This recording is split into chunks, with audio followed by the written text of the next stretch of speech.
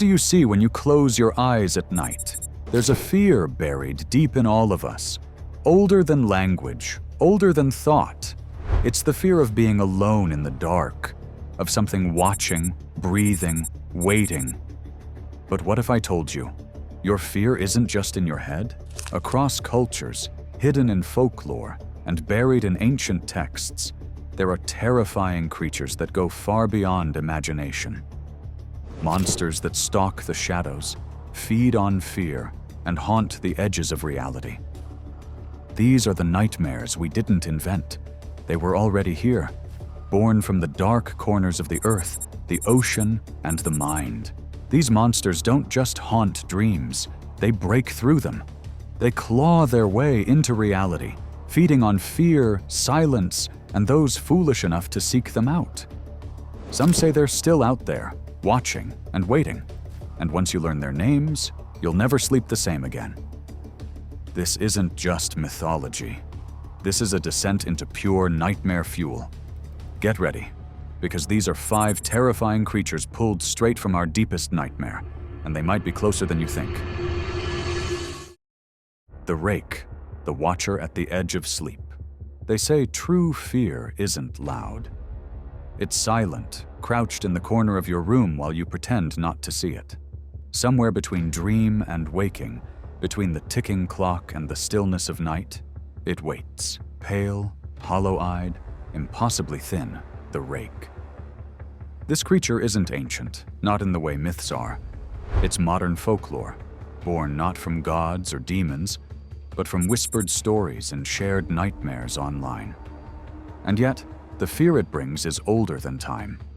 It appears when you're most vulnerable, curled beneath blankets, half asleep, your mind dancing between dreams and reality. That's when it watches you. Eyewitness accounts speak of a gaunt humanoid figure, crouched at the foot of the bed, unmoving, unblinking. It doesn't speak, it studies. Victims report waking with scratches, whispers, or worse, the memory of something breathing right beside them. But here's what makes the Rake more than a story. People all over the world describe the exact same thing, the same figure and same feeling of dread.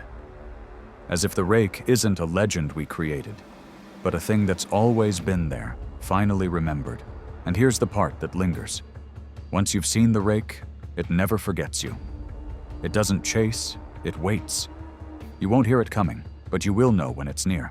Next, let's visit a creature born of shadows and childhood fears, the very one hiding in every dark corner. The Boogeyman, the darkness that watches back. He has no face, no name, no single form, and yet every culture knows him. He is the thing beneath the bed, the shadow in the closet, the reason children beg for nightlights and parents check twice before leaving the room. They call him the Boogeyman.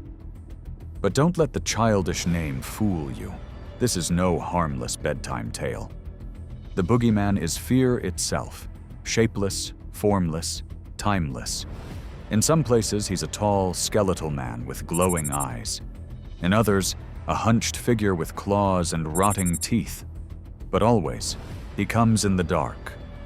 Always, he waits for the moment you're alone. Historians trace his presence through centuries. In medieval Europe, he was called the bugbear. In the Middle East, Abu Rigal Masluka, the man with the burnt leg. In the Caribbean, Jumbi. Each version is different, but the fear is exactly the same. What makes him terrifying isn't what he does, it's why he exists.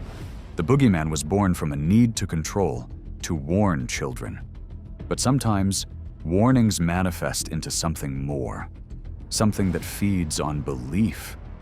And the more we tell the story, the deeper he sinks into our world. Even now, some parents still whisper his name when the lights go out, not as a joke, but as tradition. Because everyone, everywhere, knows what waits in the dark. Next, we travel into the frozen forest, where hunger never sleeps, and madness wears a human face. The Wendigo, hunger with a human face. In the frozen forests of the north, Where winter howls through the trees and silence stretches for miles, there's a legend too horrifying to ignore. The Wendigo. It begins not with a curse, but with desperation. Starvation so deep it drives a person to do the unthinkable, and once that line is crossed, there is no return.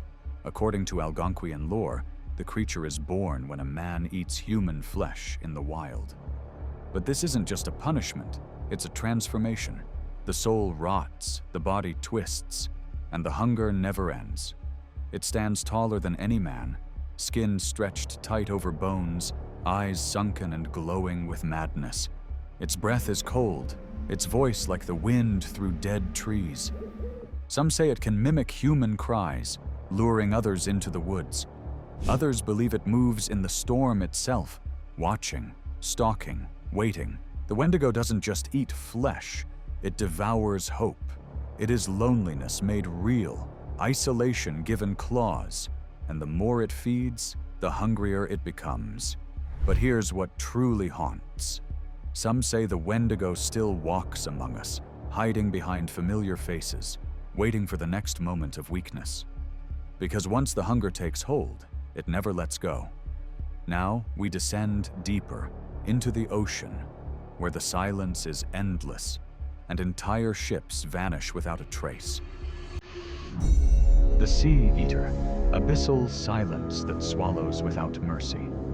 The ocean is a graveyard of secrets. Beneath the crashing waves and glittering surface is a darkness untouched by light or mercy. And in that black silence, something stirs, something old and hungry. They call it the Sea Eater.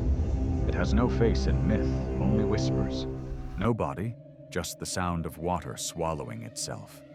Sailors who feared no storm would still cross themselves when speaking of the Sea Eater. Entire ships vanished mid-voyage. No wreckage, no distress calls, just gone. As if something below had risen up and swallowed them whole.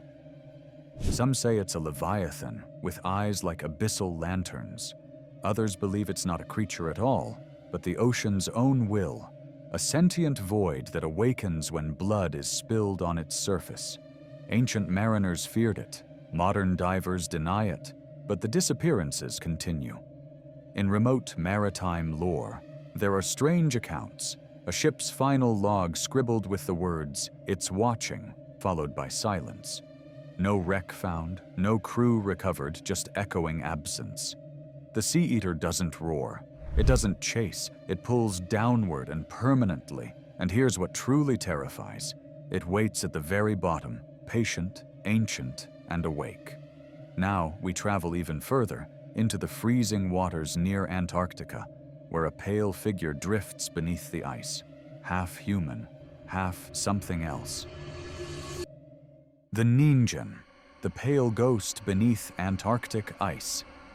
In the vast frozen void of Antarctica, where sunlight barely lingers, something stirs beneath the ice.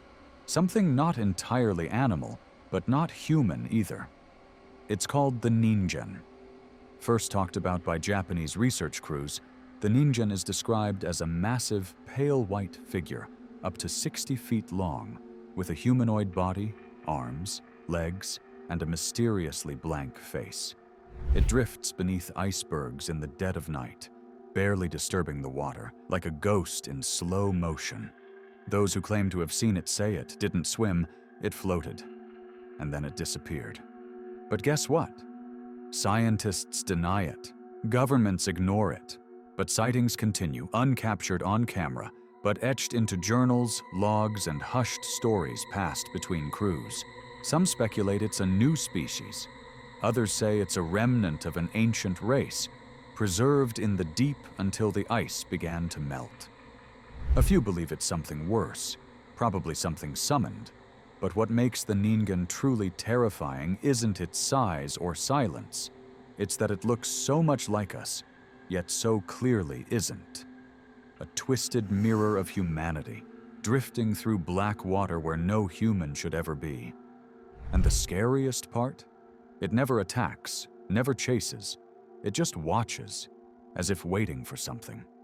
And down in the cold, in the dark places of the world, It has all the time it needs.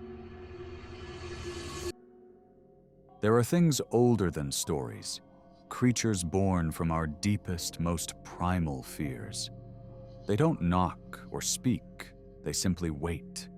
In the corner of your eye, beneath your bed, and in the coldest part of your dreams. The Rake lurks in the quiet, watching as you sleep. The Boogeyman waits where the light fades, feeding on your dread. The Wendigo, madness given form, wanders frozen woods, starving and alone. The Sea Eater drags ships into the deep, where no screams can rise. And in the icebound silence of Antarctica, the Ningen floats, half-human, all nightmare. These entities aren't just monsters. They are metaphors of our most ancient terror, the fear of being truly alone, and not alone at all. So, which part of this terrifying tale shook you the most? Let us know in the comments if you can still sleep tonight. And if you know someone who thinks legends are just bedtime stories, share this with them. Don't forget to like, subscribe, and smash that bell icon, because the next story might just make you question everything you thought was safe.